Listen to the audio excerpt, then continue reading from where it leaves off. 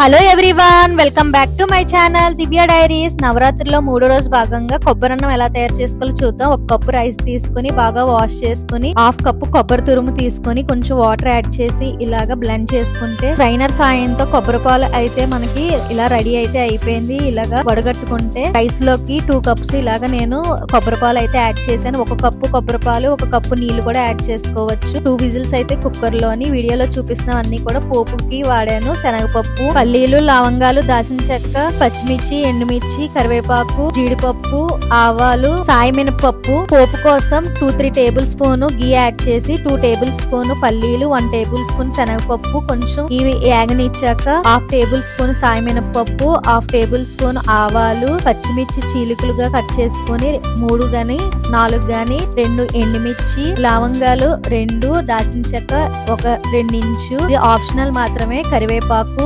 జీడిపప్పు, కొంచెం ఇంగువ కూడా యాడ్ చేశాను. బాగా ఫ్రై అవనివ్వాలి. పోపు అంతా కూడా చిన్న మంట మీద 1 టేబుల్ స్పూన్ సాల్ట్ అయితే యాడ్ చేశాను. గ్రేటెడ్ కోకోనట్ 1.5 కప్ అయితే యాడ్ చేశాను. ఇక్కడ పోపు అంతా కూడా కొబ్బరిలో కలిసేటట్టు అయితే బాగా మిక్స్ చేసుకోవాలి. రైస్ నేను 1 కప్ ఉడికించాను కదా, దాంట్లో 1/2 కప్ మాత్రమే ఇక్కడ నేను చల్లారబెట్టి అదే యూజ్ చేస్తాను పోపు కోసం. ఎక్కువ రైస్ కావాలంటే మొత్తం అంతా రైస్ కూడా పోపు అయితే పెట్టుకోవచ్చు. ప్రసాదంగా కాబట్టి నేను కొంచెమే తాలింపు అయితే పెడతాను. ఇలా పొడిపుల్లాడుతూ కొబ్బరి అన్నం అయితే రెడీ అయిపోయింది. ఎంతో టేస్టీ కోకోనట్ రైస్.